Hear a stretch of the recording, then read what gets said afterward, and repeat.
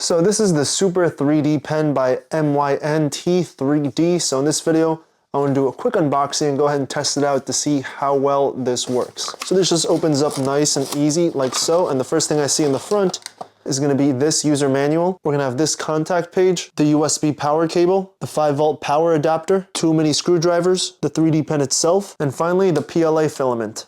So we're going to have yellow, tan, and blue. So here's a closer look at the pen, and right here we can see the logo, and this is going to be 5 volts and 2 amps. Now taking a look at the top, this is where we're going to go ahead and plug it in to give it power. And now taking a look on the side over here, we're going to have this rubber cap, and this is going to be the temperature screw cover. And here's what it goes ahead and looks like. And then there's going to be 2 lights. The light on the left is going to let us know when the temperature is ready, and the light on the right is going to be the power indicator light. Now taking a look at the other side, we're going to have 2 buttons. This one near the nozzle is going to go ahead and be the feed button, and if we double click it, it's going to give us continuous feed. And then the back button is going to go ahead and be to withdraw the actual filament. And then right here is going to be the stepless speed control. And here's what the nozzle goes ahead and looks like. So before I start drawing with this, I want to go ahead and make a template. And so I found this little dinosaur on Google, so I just want to go ahead and draw it up. Now I could go ahead and print it, but that's no fun, so I'd rather just go ahead and draw it. All right, and there it is, and of course it doesn't look identical. And I drew a little slit for the mouth because I think it looked a lot cooler when I go ahead and use the 3D pen. And I also just put 1 leg instead of 2, otherwise it would look kind of awkward when I go ahead and print it. But yeah, let me go ahead and get started now. So one thing to note is that you can't just draw directly on top of the paper, otherwise it's going to go ahead and get stuck. So I have a bit of tape. So I can just go ahead and tape right on top. And there. So before turning this on, I do want to go ahead and make sure that the temperature is set correctly. So this part can be lifted right up. And if you look closely, you can go ahead and see some numbers in here. And now what I have to go ahead and set it to is under 190 degrees because that's going to be for PLA. And if I had ABS, I would set it for over 190 degrees. And with the plastic screwdriver, it can go ahead and be screwed in. So clockwise would be increasing temperature, counterclockwise would be decreasing. And in this case, it's set to the upper right corner. So that's pretty fine. So I can go ahead and just close the cover back up. And then I can go ahead and proceed to plug it in. And there it goes ahead and lights red, letting me know that it's on. All right, so I can go ahead and just press the feed button. And it should go ahead and blink. And after about a minute, the blinking should stop, and that means it's ready for the filament to be loaded. So I'll just go ahead and wait about a minute now. All right, now it's ready, so I can go ahead and load the filament. And I'm gonna go ahead and use the blue. I can go ahead and place it right on top over here. Just push it down, and then once I can't push anymore, this can be double pressed for the feed. And now it's starting. So if I move it upwards, it's actually gonna speed up. So I moved it all the way up. Now it's going as quick as possible, and it's also loudest. So here I'll wait a bit until it gets to the tip.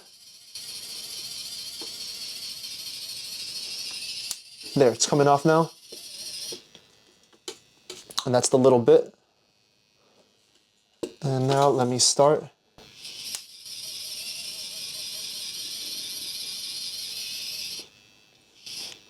All right, and there it is. So it's still coming off even though I went to the slowest as possible. So if I want, I can go ahead and wipe it off, and I'm gonna start coloring it now.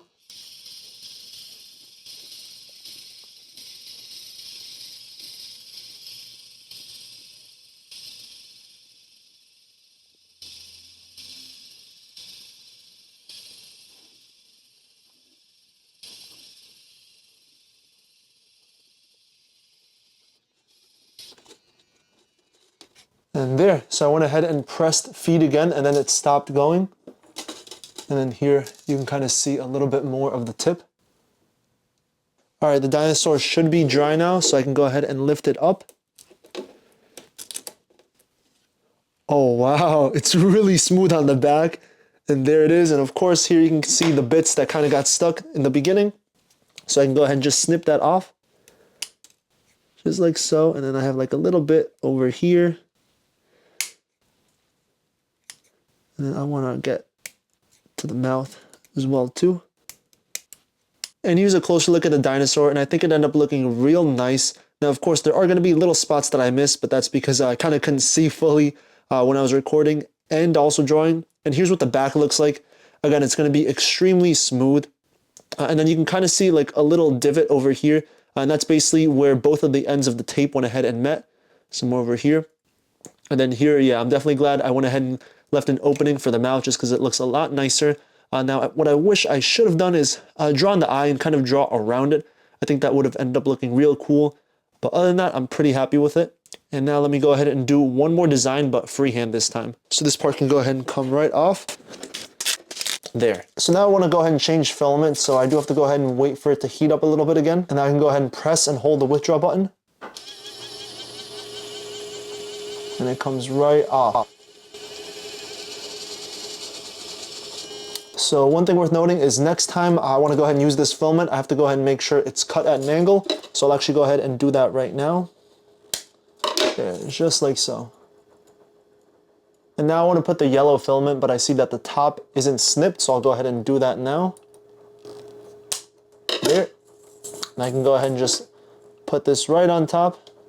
And then just like before, double press the button.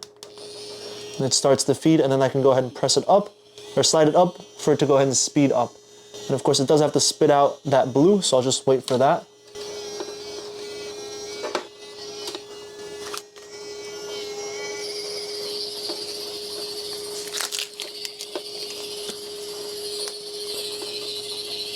And here you can see it kind of meshed with the blue a little bit. So in there, now it's fully yellow.